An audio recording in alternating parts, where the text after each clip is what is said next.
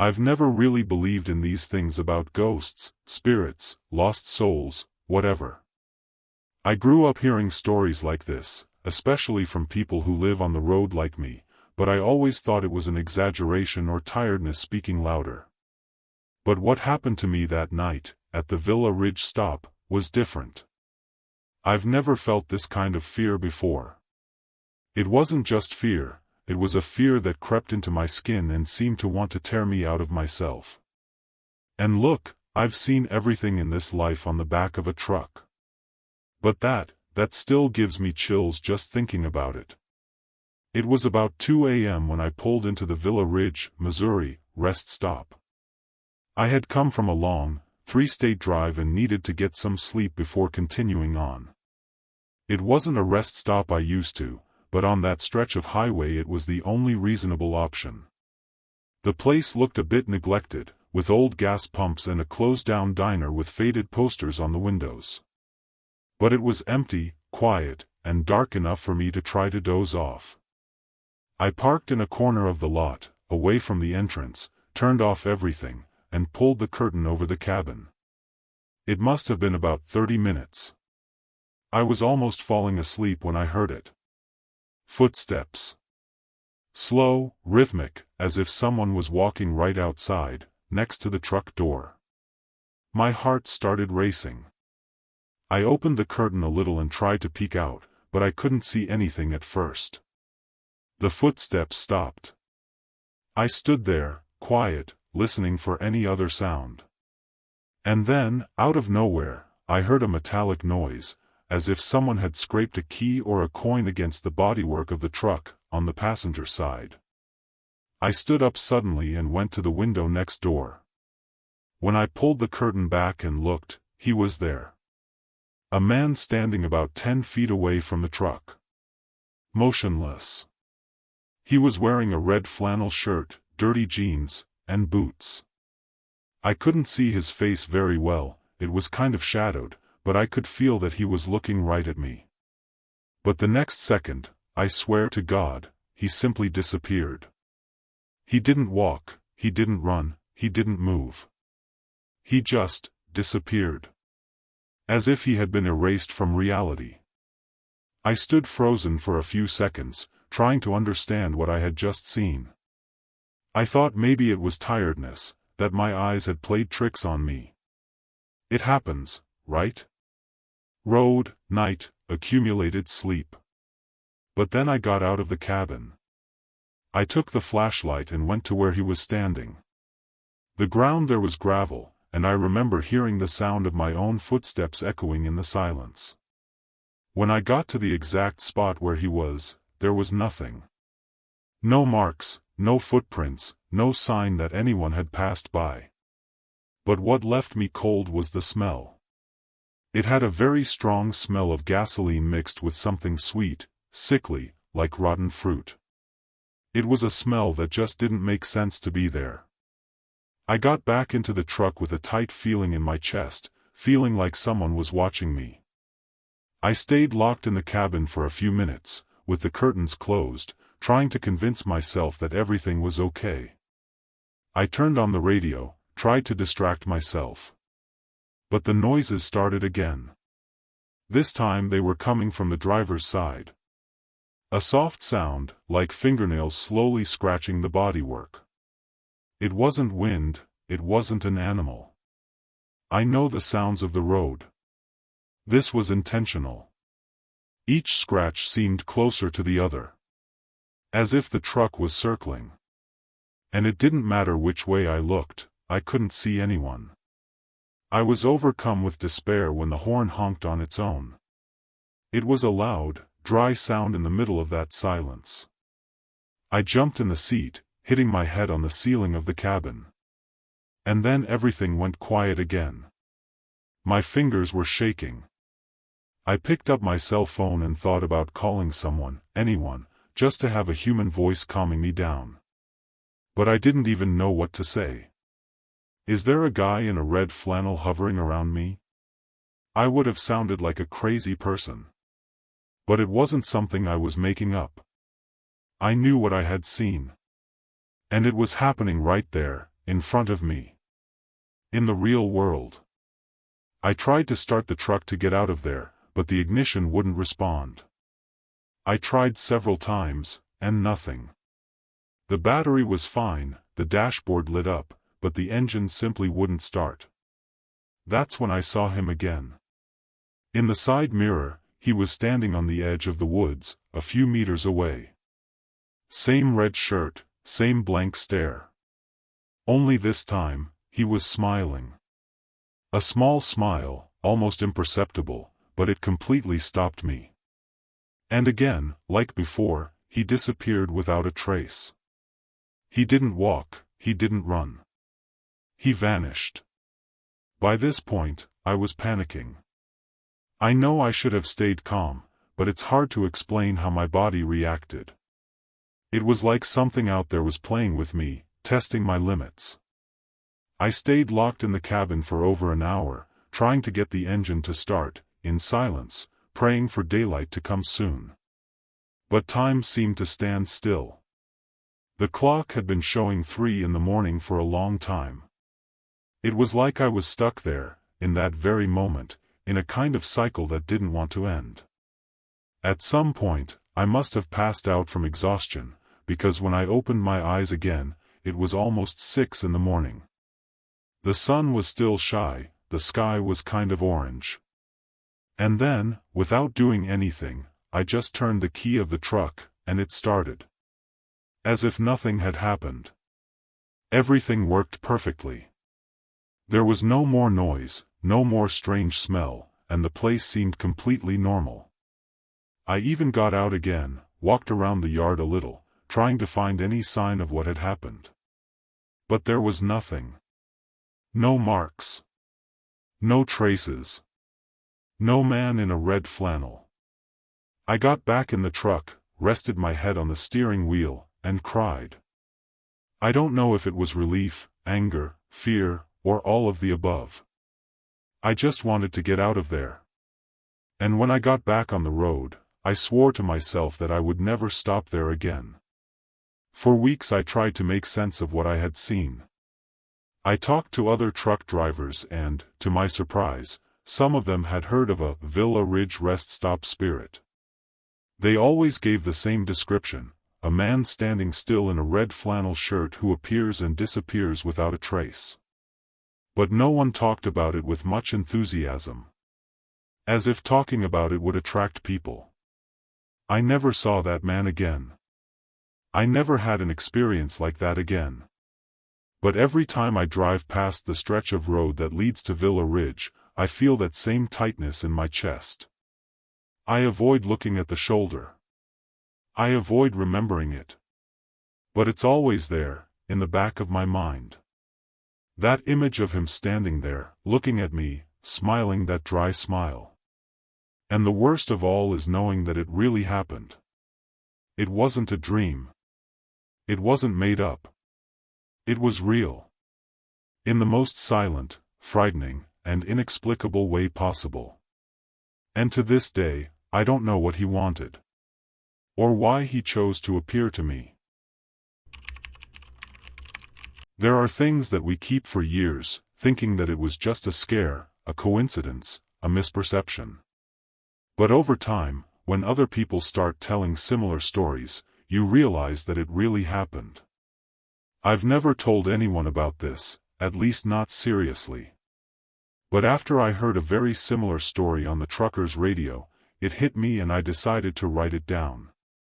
That was about 8 years ago, more or less, on a rainy night on the Niles Canyon stretch, heading toward San Francisco.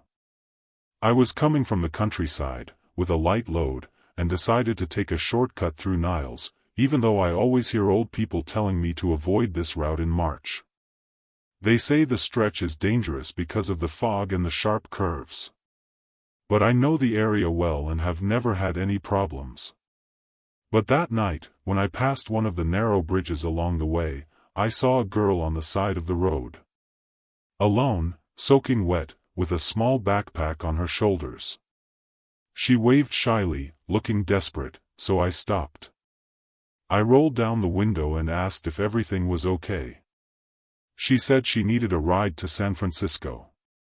Her voice was low, almost as if she were embarrassed. She looked to be in her early 20s, with dark brown hair plastered to her face from the rain. I let her in, of course. I opened the passenger door and she climbed in without much ceremony.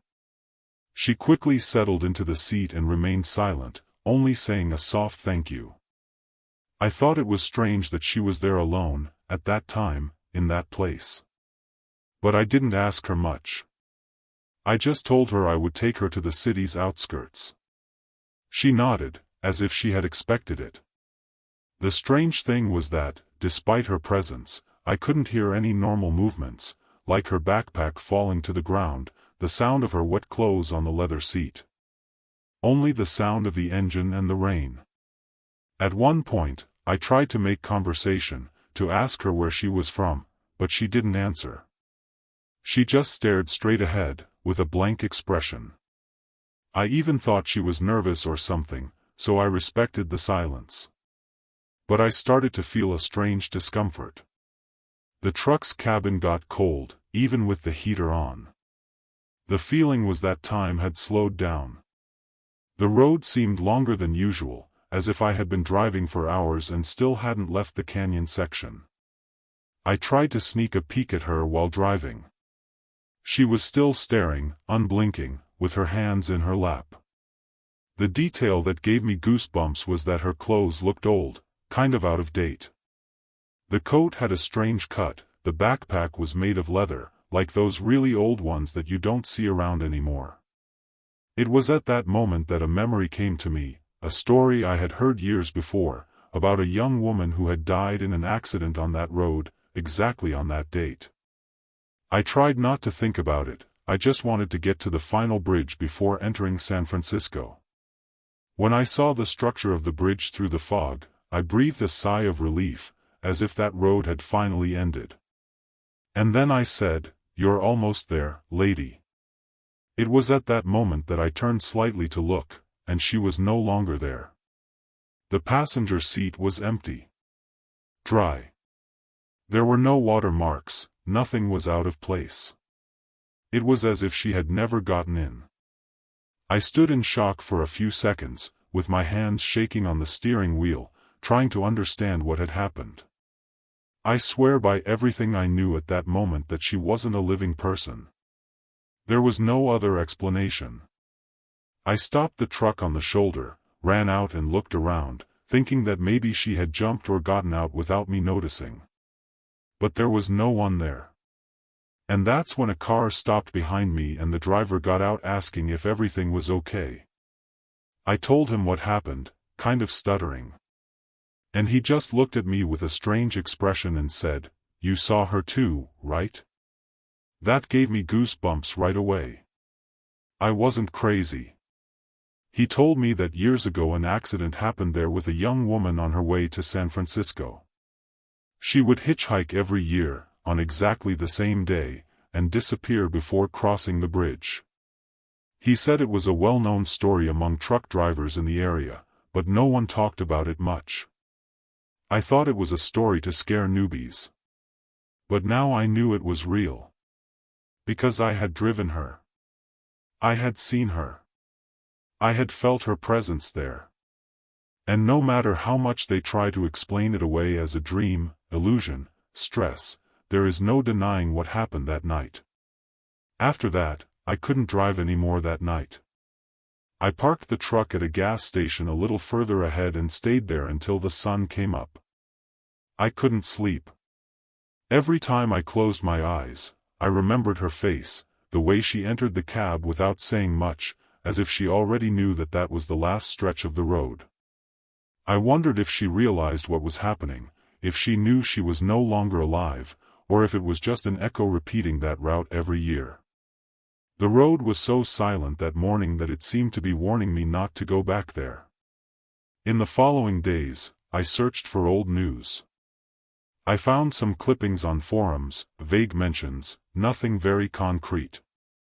But there was one name that kept coming up, Emily. They said she was a student, lived in Fremont and was visiting her parents in San Francisco. The car lost control on a wet curve in Niles Canyon and plunged into a ravine. They never found the body. That was in March 1977. Since then, reports of drivers talking about a young woman hitchhiking began to emerge, always at the same time, always on the same stretch of road. And always disappearing before crossing the bridge. To this day, as March approaches, I avoid that road. It may seem silly, but what I experienced was not my imagination. It was not just any scare. It was real. I saw someone there. I talked to her. I let her get in my truck. And she disappeared before my eyes. I have never hitched a ride from anyone since then. Not because I am afraid of living people, but because I don't know what else might be walking along those roads, reliving their last moments without ever being able to go beyond that point. As if time had stopped at the moment of the tragedy. The strangest thing of all is that sometimes, when I'm driving at dawn, I hear a very low voice in the cabin, almost as if someone were thanking me. And I get goosebumps all over. I look at the seat next to me, and sure enough, it's empty. But the feeling of presence returns. That sudden cold, that dense silence. As if she were there again. As if that ride request had never ended. And I go on, without understanding to this day what really happened that night, only knowing that it changed me. And that there are things on this road that we will never be able to explain. I always try to get to bed early before taking a long road trip, but that night I went to bed late and left feeling a bit exhausted. I had a delivery to make in a small town in the interior of Wisconsin and decided to take an alternative route to avoid the heavy traffic on the interstates. I didn't know the route very well, I was just following the GPS. It was early morning, the road was deserted and the woods on both sides seemed to swallow everything up. The name of the place caught my attention when it flashed on the sign, Boy Scout Lane. I had heard something about it before, but I didn't pay attention at the time. I was too tired to pay attention to the street name. The road was narrow, with no lighting at all. Only the truck's headlights cutting through the darkness. The stretch seemed to never end. At a certain point, I started to hear a strange sound, very faint. I thought it was a problem with the radio or the engine, but when I turned the volume down to hear better, I realized it was laughter. Children's laughter. I thought I was going crazy. Where could children's laughter come from in that place? There were so many of them, as if a group were playing in the forest nearby. And the strangest thing, they seemed to move, changing places, as if they were running around the truck. I parked on the shoulder of the road, without really thinking. I turned off the engine and got out to see if there was any sound coming from the woods. It was a dry night, with a clear sky and no wind. And yet, the moment my feet touched the dirt floor, everything went absolutely quiet. An absurd silence, the kind that seems to press against your chest. No crickets, no twigs snapping. Nothing. I approached the edge of the forest with the flashlight in my hand, but I could see nothing but dense trees. And that silence, it was as if time itself had stopped. When I got back to the truck, I felt something was different. The air inside the cabin was colder than before. A dry, strange cold, as if I had left the window open, but they were all closed. I started the engine quickly, feeling like someone was watching me from behind. I looked in the rearview mirror and, for a second, I swear I saw a small shadow, like a child's, passing behind the truck. When I turned around to look, there was nothing. Not even a mark on the ground. But the feeling didn't go away. I knew there was something there with me. I got back on the road trying to convince myself that it was just fatigue kicking in. But as I progressed, I noticed that the GPS started to fail. The route got stuck, the signal went out, and suddenly it felt like I was driving in circles. Everything was the same. The same trees, the same curve, the same broken fence. And at every turn, I was sure I had been there before. The road got narrower, and I started hearing the laughter again. Only now they were closer, as if they were inside the cabin. They laughed softly, in whispers, as if they were hiding from me. I stopped the truck again, but this time I didn't get out. I stood there, sweaty hands on the steering wheel, listening to those voices mingling together. Some seemed to be humming, as if they were playing ring-a-ring. And then I heard a light knock on the side of the truck, followed by another and another, as if small fingers were touching the bodywork, testing it, getting my attention. The fear that came over me was one of the greatest I've ever felt in my life. I stood there, motionless, staring into space, until I saw, in the side mirror, a small pale hand touching the passenger door glass. It disappeared before I could react. The most absurd thing was when the truck's dashboard turned on by itself. The light started flashing, the radio started to buzz, and in the middle of that distorted sound, a child's voice whispered, "Do you want to play with us?" I couldn't take it anymore. I turned on the engine and sped off, even though I didn't know where I was going. The road seemed even narrower, and the bushes on both sides closed in as if they wanted to swallow me. As I drove, I kept hearing those voices, only now they were more distant, higher-pitched, almost tearful. As if they were calling me, disappointed that I had left. It wasn't until about 15 minutes of non-stop speeding that I saw a sign indicating the exit for Boy Scout Lane. As soon as I crossed that point, everything went back to normal. The GPS signal came back, the air felt lighter, and the cold disappeared as if it had never been there. I stopped at a gas station further ahead, still in shock, trying to understand what I had just experienced. I spoke to an attendant, somewhat at a loss for words, and all he said was, "You're lucky you got out." I asked him if he had ever heard of it, and he gave me a look in response. One of those looks that says, "You better not touch it." I spent the entire week trying to rationalize what happened. I researched everything I could about Boy Scout Lane. I found a ton of different legends and versions, but the most common one was that a group of scouts died there decades ago during a trip gone wrong. Some say it was a fire, others say it was murder, and some even say they simply disappeared. But the common thread in all the stories was this: laughter, children's voices, strange sensations, truck drivers hearing knocks on their trucks, exactly what I experienced. I spoke to other older drivers, and one of them told me that he had avoided that road for over 20 years. He said that he had once seen two children running across the road right in front of the truck, and when he got out to see if he had run over them, no one was there. Another said that he had heard banging outside while he was sleeping and woken up with handprints on the windshield. They all seemed to have this pent-up fear, a quiet respect for the place. No one laughed, no one exaggerated. It was like it was an open secret, but no one wanted to poke too much at it. Since that night, I have never been there again.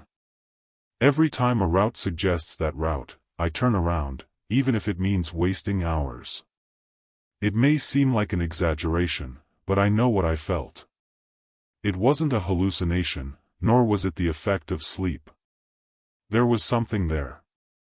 Something that didn't just want to scare me, it seemed to want company.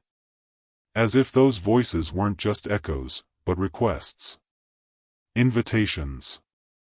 And I don't know what would have happened if I had gotten out of the cabin at that second stop.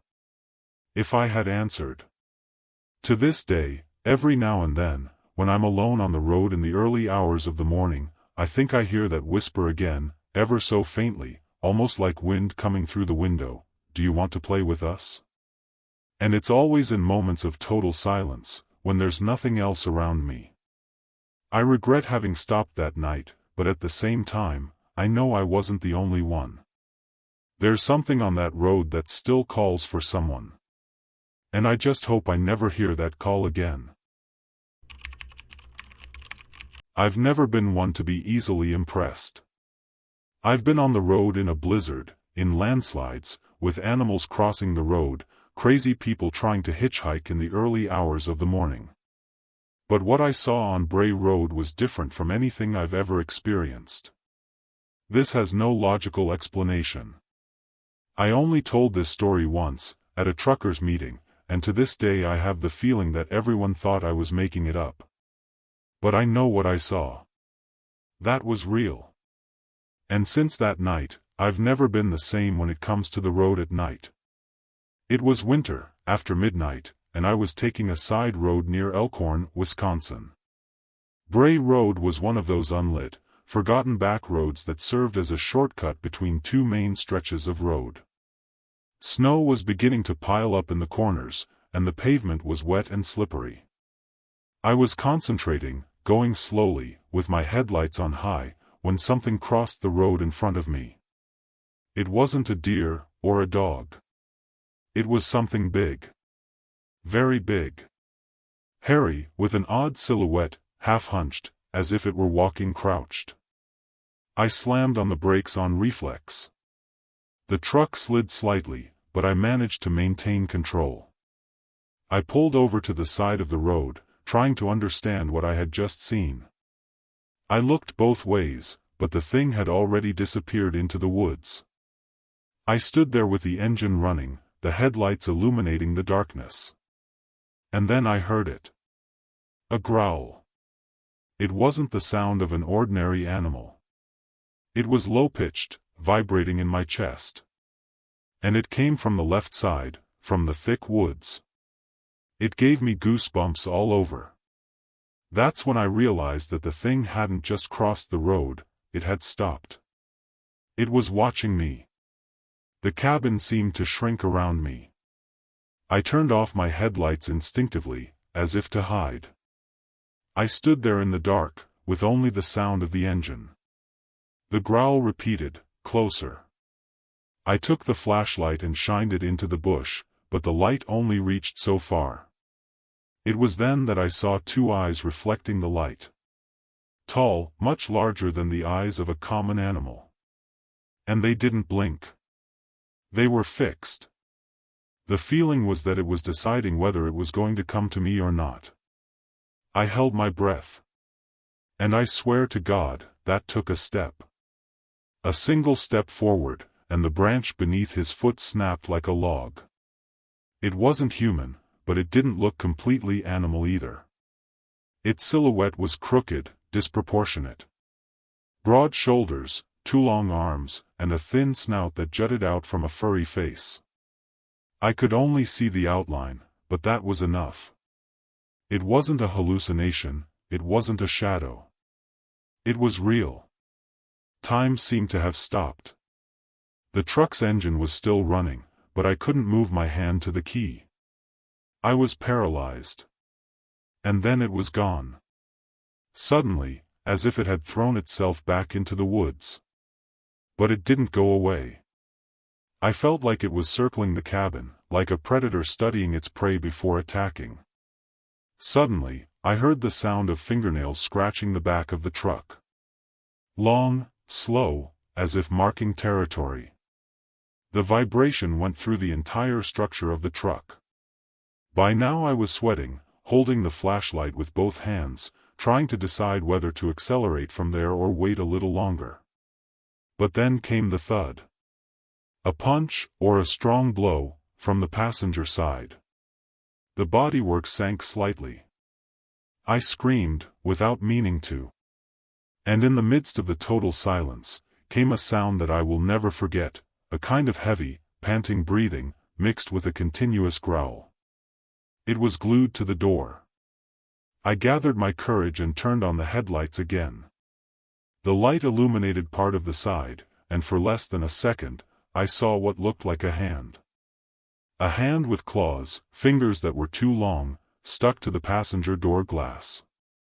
It quickly retreated with the light, but it left marks. 3 long scratches, as if they had been made with a blade. I didn't wait any longer.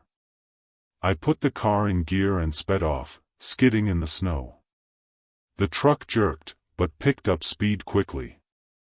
And even with the noise of the engine, I heard that growl once again, now in the distance, as if it were laughing at me.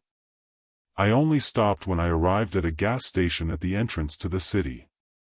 I staggered out, went straight to the bathroom and stayed there, locked in, trying to calm down. When I returned to the truck in the morning, the marks were still there. Deep scratches in the bodywork. I took pictures, but never showed them to anyone other than my brother. He said it must have been vandalism, or an animal trying to warm up. But I saw it. It wasn't human. It wasn't a known animal. And it wasn't just passing by. It was hunting. And it chose my truck that night.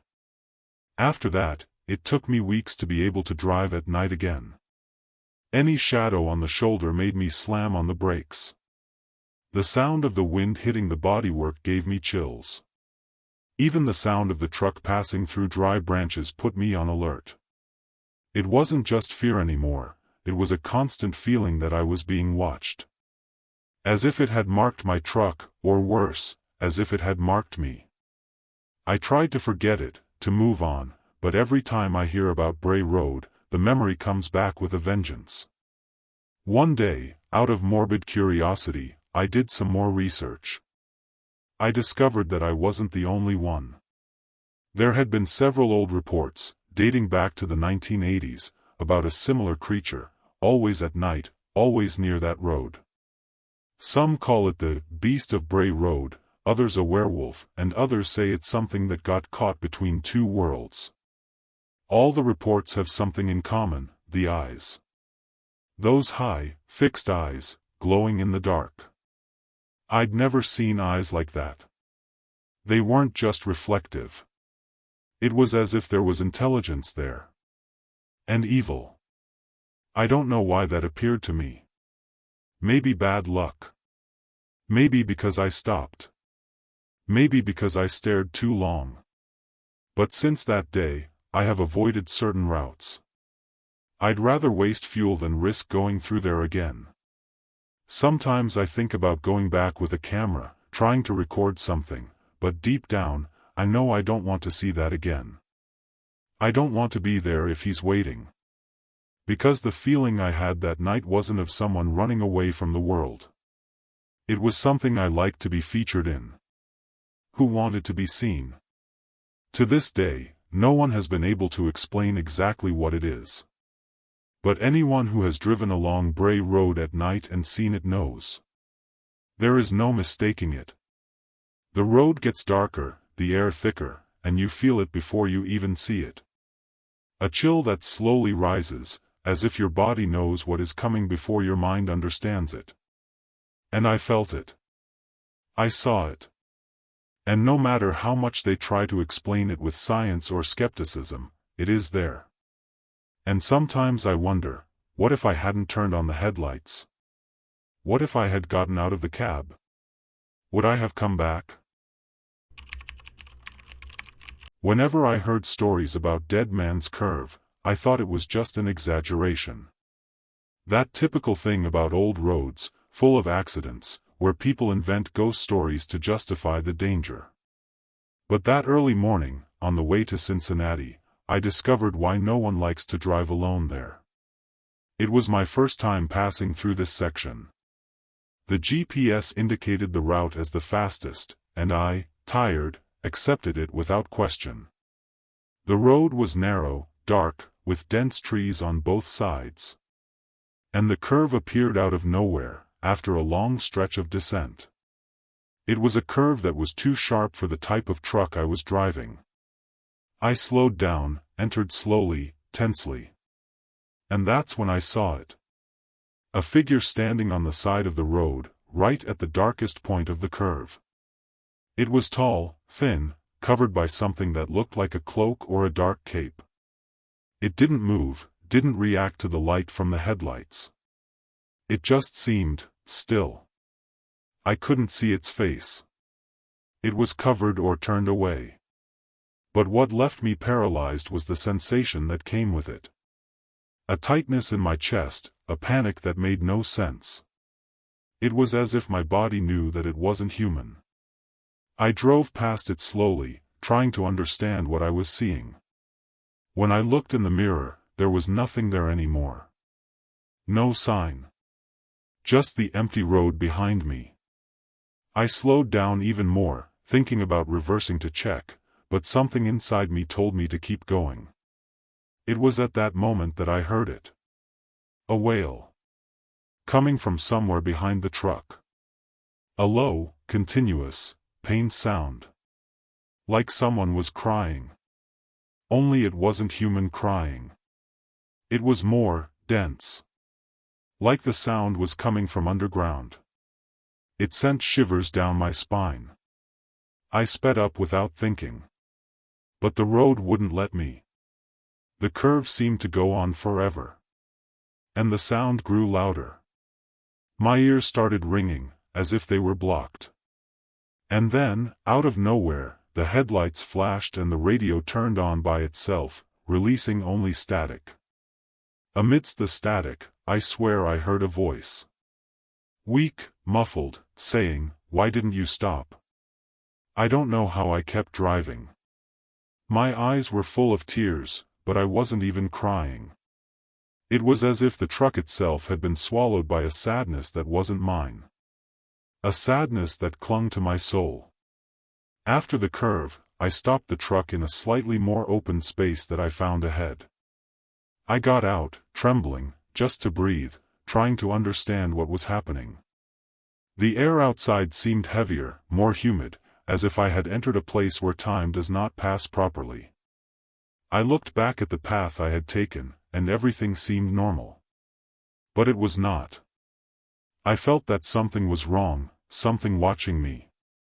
The bushes on both sides were completely still, not a leaf moved, and yet the sound of the lament seemed to echo inside my head, as if it had come with me. I got back into the truck and locked everything. But the silence inside the cabin was even worse. There was no radio anymore, the dashboard went dark out of nowhere, and I started to feel a cold feeling coming from the floor, up my legs. The seat was freezing, as if I had left the door open for hours. And then I saw something else. In the passenger side window, as if it were a reflection of something behind, a dark figure appeared, standing still. I looked back at the time, but there was no one there. When I looked back at the window, there was no one there either. But the feeling of being accompanied didn't go away. Slowly, the sounds returned. First a crack, then the sound of heavy footsteps on dry earth. Slow, spaced out. As if someone were walking around the truck. And then the voice returned, very close now, next to my ear, inside the cabin, like a real whisper, "You saw him too, right?" I screamed, jerked the seat, and hit my head on the roof. I started the engine in a hurry and got out of there as best I could. The next journey seemed endless. Even after I got off the road, the feeling still clung to me. A heavy, suffocating sadness, as if I had come across something I should never have seen. I arrived at my destination almost in the morning, exhausted, with a pale face. The receptionist at the warehouse where I unloaded the cargo looked at me strangely and asked if I was okay. I said I was just tired. But he looked at me again, as if he knew. And he said, "You went through the curve, right?" I didn't even need to answer. He just shrugged and said, "Everyone who sees it, gets a little like that." And then I understood. It wasn't just a story. It wasn't just the legend of the curve. It was a real thing, something that affects you in a way that can't be explained. That road isn't just dangerous for the truck. It's dangerous for the soul. In the following days, I dreamed several times about that figure on the side of the road. Always the same, standing still, covered, with no visible face, staring at me. And the worst part was that, in the dreams, I couldn't get out of the truck. It was as if I was trapped in that moment, on that curve, with the sound of the wailing getting louder and louder, taking over everything. I woke up sweating, with my chest tight. I tried to go about my daily routine, to avoid thinking about it, but I couldn't. It was as if it had left a mark. Not a physical one, but a mental one. A scar that wouldn't heal. I talked to another truck driver a week later, without giving too many details, just to test it out. I told him I had passed Dead Man's Curve. He was silent for a few seconds and then said, "You heard it too, right?" He didn't ask what. He just said it like that. And I understood. We shared a quick glance, and he added, "There's something there that doesn't want to be forgotten." That was the only explanation anyone gave me. As if the lost souls of that stretch were manifesting themselves to remind us that they are still there, that they still feel pain, and that someone needs to listen. Since then, I have completely avoided that route. Even if the GPS tells me to, even if it's faster, I'll go around. I know others who do the same. Nobody talks much about it. It's like a silent pact between those who have been there and seen it. There is a type of sadness that does not come from us, that does not arise from our lives, but that enters when we come across certain things. That lament I heard that morning was not just a sound. It was a burden, a request, perhaps even a curse. I don't know what I wanted, but I know I wasn't supposed to be there. To this day, if I hear a strange noise on the road at night, I tense up. And sometimes, randomly, nowhere near Ohio, that whisper comes into my mind, "Why didn't you stop?" And I never get an answer. Because maybe stopping would have been worse. Or maybe that's what she, or he, wanted. Someone to stay. Someone to feel what they felt. I didn't. But I took a piece of that with me. And to this day, there are nights when I close my eyes and go back to that curve. And the regret is still there.